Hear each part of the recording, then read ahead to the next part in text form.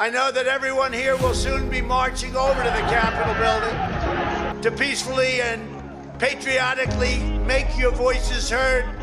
A war hero. He's a war hero. He's a war hero. 5.5 years. He's a war hero because he was captured.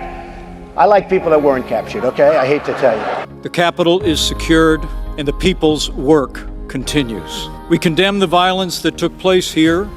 Donald J. Trump may be one of the most controversial and unfiltered presidential candidates in U.S. history. It still somehow has become extremely popular and famous not only in the U.S., but also in Europe, Asia, and everywhere you go. He sure splits the waters and says things that in any other country would be way too far right, but still he has managed to be elected president twice. But how? I really don't know. I do, because he wasn't just another politician from Washington, D.C. He was unfiltered and never stuck to a script or wrote a speech.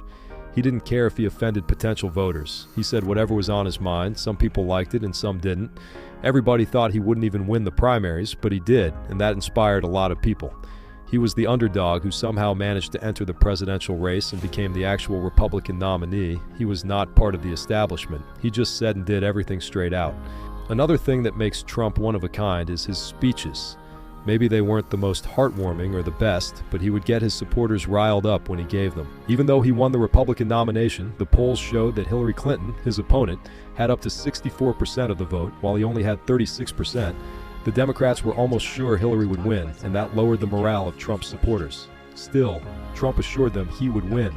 In the presidential debate, things began to seem even worse. Trump had to defend himself against allegations that he had sexually harassed women. But, in true Trump fashion, that didn't knock him out. Hillary kept pushing him, debating him on the border and abortion, and Trump began to lash out, calling her a nasty woman. Even though Hillary sometimes had the upper hand in the debate, Trump managed to get the audience riled up, and as I've said, he was good at that. To the surprise of many, Trump won the election in the end, even though on election day, Hillary had a 71% chance of winning, but she didn't. When Trump got elected, many people panicked. There was skepticism about whether Trump would even follow through on his promises, but they just had to wait and see. When Trump finally got elected, he did follow through on most of his promises. For example, he overturned Roe v. Wade and gave the states the right to determine when abortion should be legal. He did not finish the wall, and the U.S. paid for it, not Mexico as he promised. The 2020 election was a tough one for Trump. He had not taken COVID-19 seriously enough, and you could really begin to see that in the 2020 election polls. But many of his supporters thought he was just being underestimated by the polls again. But he lost. He then came out and said it was rigged, which riled his followers up. On January 6th, he told his supporters to peacefully and patriotically make their voices heard. But his supporters were so angry they stormed Congress to try to prevent the certification of the election. They did not manage to do so. After these actions, even his own vice president turned his back on him. Trump's own vice president was now against him. With Trump being almost certain he is the nominee, he actually holds a debate against the Democrats' most likely nominee, Joe Biden. The debate does not go well for either, but way worse for Joe Biden. Polls actually skyrocket in favor of Trump, and a couple of weeks later, Trump almost gets assassinated.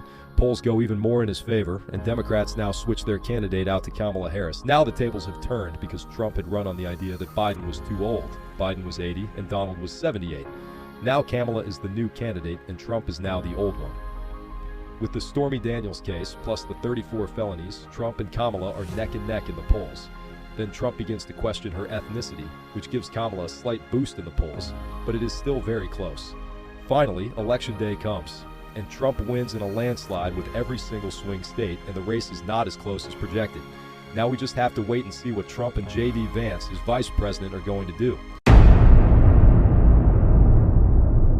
Trump is the most absurd phenomenon in American politics, with all the allegations, the absurd comments. In Springfield, they're eating the dogs, the people that came in. They're eating the cats. They're eating the pets. Trump is one of a kind, and that is why there will never be another Trump. Thanks for watching, and please like and subscribe to stay tuned for more videos about presidents, American politics, and news, of course.